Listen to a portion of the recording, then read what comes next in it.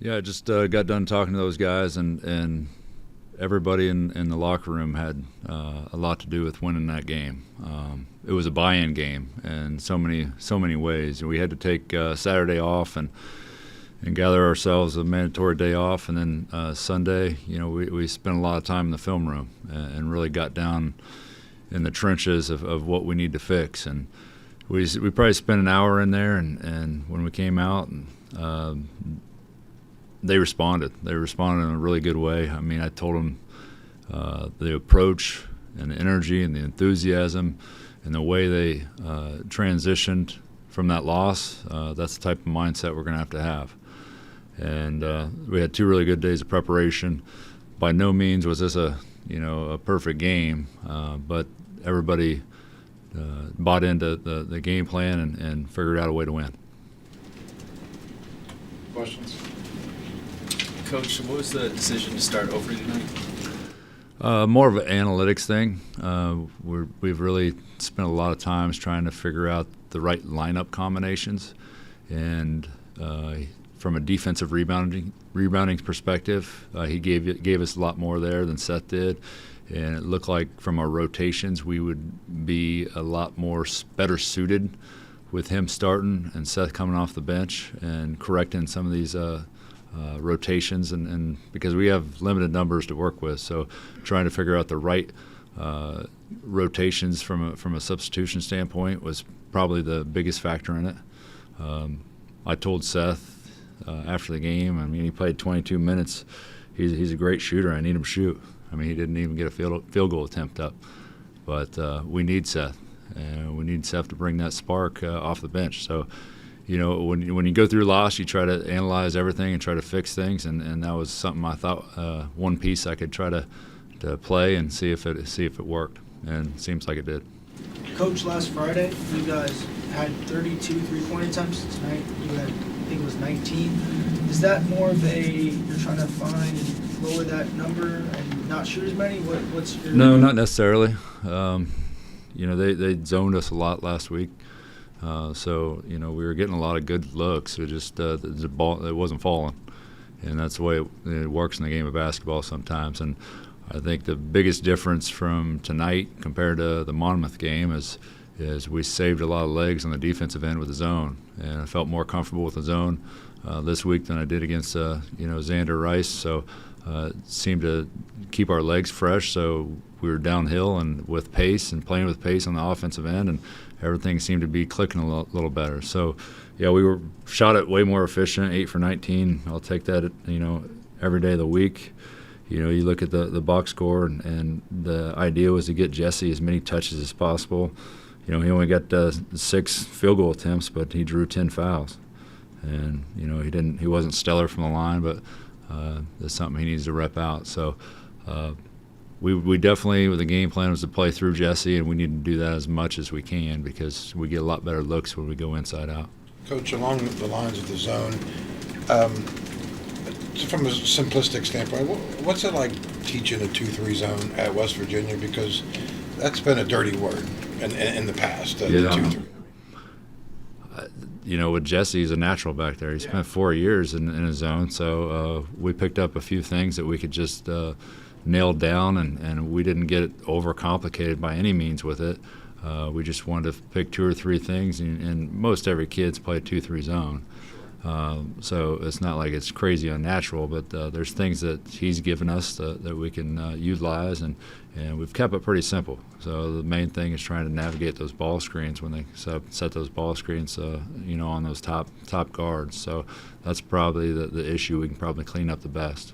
It seemed like the 2-3 really you probably played it more tonight than you have all season. Yeah, I mean, there was a couple guys we were worried about shooting us out of it, but for the most part, there were several kids out there that weren't even looking at the rim. So we were mindful of who to guard and who to back off of. So they executed really well. They were very attentive with the scouting report, and so those things are huge. And especially with these non-conference games where you only spend a couple of days and all these faces are new. So once you get to conference play, guys know each other a lot better. So they locked in, they bought in, and that was a program win. How much carries over from the point drop of past years and trying to teach some of that? I mean, I know the guards are different out front, but are there some principles, especially on the back line, that you can draw on as you're trying to put the 2-3 in? Well, I mean, with Jesse, I mean, we can play him as high as possible, and with him quarterback and everything back there and communicating, that's his natural. So a lot of these zones and 2-3s, the guards will drop into the middle and cover the middle. And with him, with his length, he can step up almost to the free throw line. Those wings can back off and play passing lanes. But, you know, it always comes down to, it seems like in any defense you run, like how you guard the ball screen. So once teams start attacking you from a ball screen perspective, that's when it gets a little bit hairy in terms of being on the same page. And hopefully we can keep getting better and improving it. And it's probably something we're going to have to use, especially while we're in these times with a short bench. When you thought Kerr was going to be your point guard, you were talking about trying to get shots out of him, that he doesn't like to shoot the ball. Apparently you got through Kobe on that. Yeah, I mean, I think from day one that he walked in to West Virginia and I watched him play, he's always been really steady. So you knew you could count on him, but you had to get more aggression out of him, and that's been a struggle. And for Kobe to be more aggressive and get that confidence, it's going to go a long ways for West Virginia men's basketball. When you see the numbers from him, what means more, 19 points or 5 assists with 1 turnover? I like them both. You know, it's 5 and 1's great, and I tell you what, it says he shot 17 field goals, but he got forced into 2 or 3 of those. So he's way more efficient than 7 for 17. He was more like 7 for 14, if the way I look at it. Sumnick had his career high in minutes tonight, and he hit that 3 as the shot clock was going down. What can you speak on in terms of his contributions to the team? I told those guys in the locker room, each one of those, their contributions are as big as any of them. Because if they come in there and I can get some, you know, a little carryover with some minutes, and I can rest Jesse, I can rest Quinn, that's going to be as effective for me as anything. And I'm not asking them; they don't have to score anything. They just got to, you know, be locked into what we're trying to do defensively, offensively, and be into it. And you know, that 3 was great. I mean, that got us going, and that allowed me to, you know, keep him out there. And like I said, I don't need him to score. I just need him to do the right things. And he needs reps, confidence. He just hasn't had a whole lot of chance to get reps, and we're working that in as we go. You mentioned Josiah. You mentioned confidence. Josiah, what's it do for him to hit some of those shots? I know he struggled against Monmouth. No, he was 1 for 11 against Monmouth, and that ain't who Josiah is. He's a heck of a lot better player than that. So 4 for 7, very efficient night for him, and plus 10. You know, he's been rebounding as well as anybody, and he continues to do so. I'm surprised to see he didn't have an offensive rebound, but it wasn't for lack of trying. He even tried to jump over a guy to go get one. So I love his effort, his enthusiasm. He buys into everything we do. He's a joy to coach. And so, you know, we get everybody on that same page, which we're getting there. It's a process. So we're behind the 8 ball and had to play catch up. But the chemistry's coming, and I told those guys, like I told you, you know, in film, I told them, hey, it didn't look like you guys liked each other out there that last game. And, you know, a couple of them came up to me and it's like, we have as close a knit team as any team I've ever been on. So they're close. We just gotta get that chemistry on the floor. Coach, with Kobe's situation, obviously, Quinn's got 6 games left before he can come back.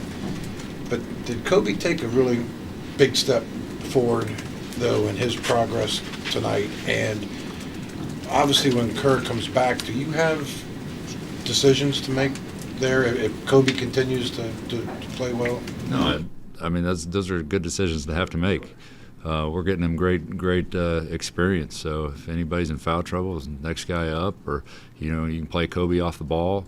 You can use him to you know, go at and isolate some of those you know, smaller guards. And I look to do that several times. I even look to do it right out of the gate.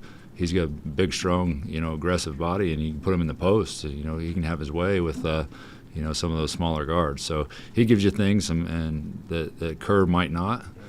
Kerr's more of a, you know, he's going to get downhill and put the ball where it needs to be, and Kobe's more of a steady, not try to force too many things and take advantage of his size and strength. And if we get more aggressive with Kobe and get that confidence going, the sky's the limit. You mentioned chemistry. A lot of times tonight there seemed to be a lot of cross-court passing. Is that more what this offense is supposed to look like when guys are finding those passes and making that extra pass? I thought our spacing was better in terms of that, but we just need to – our timing's probably a little off. And you talk about the cross-court passing. I think I have an idea of what you're talking about. We just need to utilize some more of the pressure release, especially when they're up there taking things away and we're activating some of these things from half court. And when Jesse can step in there, and I think we did it one time, step up and catch and go downhill with those guards, it's a great pressure release. What does 6 days off do for this team? I think he's everything right now. Playing 3 games in 9 days with a short bench is, it's hard on those guys. So we'll take tomorrow off and go back at it on Thursday and Friday and travel out on Saturday, and we'll figure out how we, get a game plan together and go to Florida, and we're going out there to, get that trophy. Josh, you mentioned a lot leading up to this game, the worries about rebounding. And I know you weren't playing Kansas tonight or whatever, but what does it say that you had 5 guys with between 5 and 7 rebounds? And I mean, they're obviously going after it. Yeah, we've been preaching it and drilling it as well. So to have that balance is certainly something that I love to see and help me sleep at night.